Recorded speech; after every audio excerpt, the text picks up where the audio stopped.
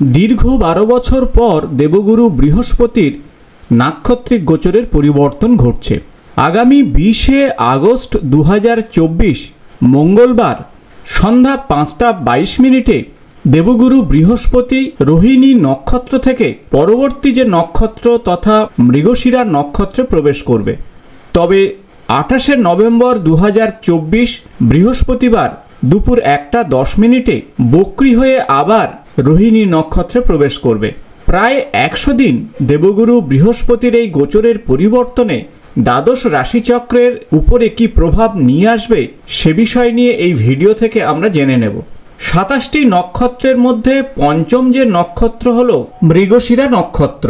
মৃগশিরা নক্ষত্রের অর্ধেক অংশ থাকে বৃষ রাশিতে এবং বাকি অর্ধেক অংশ থাকে মিথুন রাশিতে। এই নক্ষত্রের অধিপতি হলো মঙ্গল। বৃষ রাশির 23 ডিগ্রি 20 মিনিট থেকে মিথুন রাশির 6 ডিগ্রি 40 মিনিট পর্যন্ত মৃগশিরা নক্ষত্রের অবস্থান। বৈদিক জ্যোতিষশাস্ত্র অনুযায়ী মৃগশিরা নক্ষত্রের সিম্বল হলো হরিণের মাথা। আপনারা সবাই জানেন যে হরিণ অত্যন্ত সেন্সিটিভ, অ্যাংসাস এবং সাসপেসিয়াস। সর্বদা সে তার চারিদিকে খুঁজতে থাকে এবং ঘুরতে থাকে। অন্যদিকে এর মধ্যে রয়েছে অসীম শক্তি এবং সাহস। স্পিরিচুয়াল ক্ষেত্রে মৃগশিরা নক্ষত্র অত্যন্ত শুভ। মৃগশিরা নক্ষত্রের মধ্যে সোমা কথাটির সম্বন্ধ বা সম্পর্ক রয়েছে। আর এই সোমার সঙ্গে সোম রস, যা শক্তিবর্ধক এবং আয়ুবর্ধক এবং যার অধিপতি হল চন্দ্র। তাই মৃগশিরা নক্ষত্রে একদিকে মঙ্গল এবং অন্যদিকে চন্দ্রের প্রভাব রয়েছে। আর সেই নক্ষত্রে দেবগুরু বৃহস্পতির গোচরের পরিবর্তন ঘটছে এবং যে গৃহে এই গোচরের পরিবর্তন ঘটছে তার অধিপতি হল শুক্রদেব। মৃগশিরা নক্ষত্রে জাতক জাতিকার মধ্যে প্রেম ভালোবাসায় পরিপূর্ণ। এরা অত্যন্ত সৎ হয়ে থাকে। স্পিরিচুয়াল ক্ষেত্রের সঙ্গে যুক্ত থাকলে এরা অনেক দূর পর্যন্ত এগিয়ে যায়। তাই দেবগুরু বৃহস্পতিও স্পিরিচুয়াল গ্রহ। তাই দুই স্পিরিচুয়াল ক্ষেত্রের সংমিশ্রণে আধ্যাত্মিক জগতের অত্যন্ত গুরুত্বপূর্ণ পরিবর্তন আসতে পারে আগামী 100 দিনে।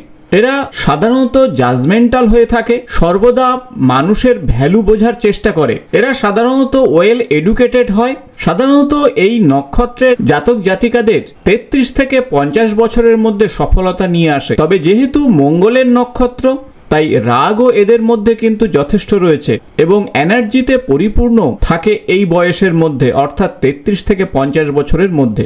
আসুন আমরা জেনে নেব আগামী 100 দিন দেবগুরু বৃহস্পতির এই নাক্ষত্রিক গোচরের পরিবর্তনে আপনার রাশির জাতক জাতিকাদের জীবনে কি ধরনের শুভ বা অশুভ ফল আসতে পারে।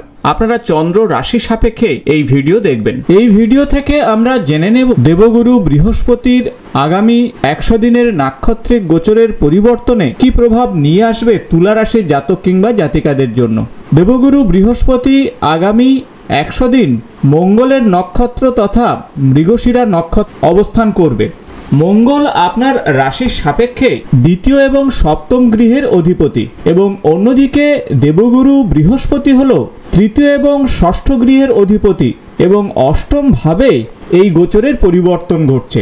দ্বাদশ রাশিচক্রের সপ্তম রাশি হলো তুলা রাশি এবং আপনার রাশির অধিপতি হলো শুক্র। অষ্টম ভাবে মঙ্গলের নক্ষত্রে গুরুর এই গোচরের পরিবর্তনে আপনার শরীর স্বাস্থ্যের প্রতি অবশ্যই খেয়াল রাখতে হবে এবং নিজের প্রতি ধ্যান রাখুন। গাড়ি চালানোর বিষয়ে সতর্ক থাকুন। গাড়ির গতিকে নিয়ন্ত্রণ করুন। অর্থ এবং প্রতিপত্তি সংক্রান্ত বিষয়ে বিশেষ সুযোগ সুবিধা আসবে।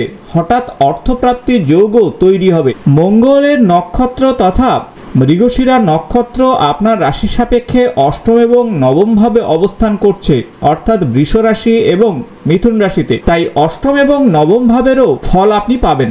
এই সময় পুরানো রোগ ভোগের বিষয়ে সতর্ক থাকবেন, তবে কোনোভাবে ঝগড়া বিবাদের মধ্যে যাবেন না। এই সময় উচ্চ বিদ্যা বা স্পিরিচুয়াল পড়াশোনা সংক্রান্ত বিষয়ে আপনারা ভালো ফল পাবেন। যারা আধ্যাত্মিক কাজের সঙ্গে যুক্ত রয়েছেন তাদের জন্য এই সময়টি যথেষ্ট ভালো হচ্ছে। যারা দীর্ঘদিন গবেষণা সংক্রান্ত কাজে যুক্ত রয়েছেন তাদের জন্য এই সময়টি যথেষ্ট ভালো হবে। দীর্ঘদিন যারা জমি জমা সংক্রান্ত বিষয়ে সমস্যার মধ্যে রয়েছেন তাদের জন্য কিন্তু এই গোচরের পরিবর্তনে যথেষ্ট উন্নতি হবে। তাই আপনার পৈতৃক সম্পত্তি সংক্রান্ত বিষয়ে অত্যন্ত গুরুত্বপূর্ণ খবর আসতে পারে। মঙ্গল যেহেতু আপনাদের দ্বিতীয় এবং সপ্তম ভাবের অধিপতি, তাই স্থায়ী সম্পদের বৃদ্ধি, সেই সাথে ব্যবসা সংক্রান্ত নতুন যোগাযোগ তৈরি হবে। তবে নতুন ব্যবসা শুরু করার বিষয়ে অভিজ্ঞ মানুষের পরামর্শ নিন বা রিসার্চ করুন। বৈবাহিক সম্পর্কের ক্ষেত্রে এই গোচরের পরিবর্তনে শুভ ফল আসবে। দীর্ঘদিনে চলতে থাকা বিভিন্ন সমস্যা থেকে আপনারা বেরিয়ে আসবেন। তাই সব মিলিয়ে বলা যেতে পারে আগামী 100 দিন তুলা রাশির জাতক জাতিকাদের ক্ষেত্রে একটু সতর্ক থাকলে যথেষ্ট ভালো প্রভাব নিয়ে আসবে। এই গোচরের পরিবর্তনের অশুভ প্রভাব থেকে মুক্তি পেতে অবশ্যই যে উপায় বা টোটকার কথা আপনাদের সঙ্গে আলোচনা করছি সেগুলো করতে পারেন। এখন আসুন জেনে নেওয়া যাক বেশ কিছু উপায় বা টোটকা যা এই সময় করলে আপনারা অত্যন্ত শুভ ফল পাবেন। যারা রুদ্রাক্ষ ধারণ করতে চাইছেন তারা এই সময় 18মুখী রুদ্রাক্ষের সঙ্গে 5মুখী রুদ্রাক্ষ ধারণ করতে পারেন, কারণ 18মুখী রুদ্রাক্ষ মঙ্গলের প্রতীক এবং 5মুখী রুদ্রাক্ষ দেবগুরু বৃহস্পতির প্রতীক। অথবা আপনি 3মুখী রুদ্রাক্ষের সঙ্গে 10মুখী রুদ্রাক্ষ ধারণ করতে পারেন। তাছাড়া এই সময় আপনারা মঙ্গলের যে গাছ অর্থাৎ খদির, এক টুকরো খদির গাছের কাণ্ড কাছে রাখুন, অথবা গৃহে যজ্ঞতে খদির কাঠ ব্যবহার করুন বা খদির পাতা ব্যবহার করুন, তাহলে মঙ্গল অত্যন্ত প্রসন্ন হবেন। তাছাড়া হনুমান চল্লিশা প্রত্যহ পাঠ করুন এবং দেবাদিদেব মহাদেবের কোনো শিবলিঙ্গে গিয়ে জল নিবেদন করুন, সঙ্গে ওম নমঃ শিবায় মন্ত্র জপ করুন। এই ছোট ছোট উপায় বা টোটকাতে দেবগুরু বৃহস্পতির এই মঙ্গলের নক্ষত্রের গোচরের পরিবর্তনের অশুভ ফল থেকে আপনারা মুক্তি পাবেন।